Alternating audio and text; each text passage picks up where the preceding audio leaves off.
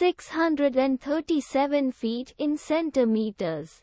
First of all, we need to know the value of 1 foot in centimeters.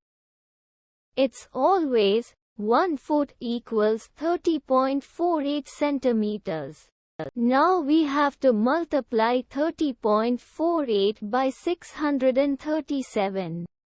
Therefore, 637 feet times 30.48 centimeters equals 19,415.76 centimeters. So, in other words, 637 feet equals 19,415.76 centimeters. We hope you have enjoyed this video. Please like and subscribe to our channel for more videos like this.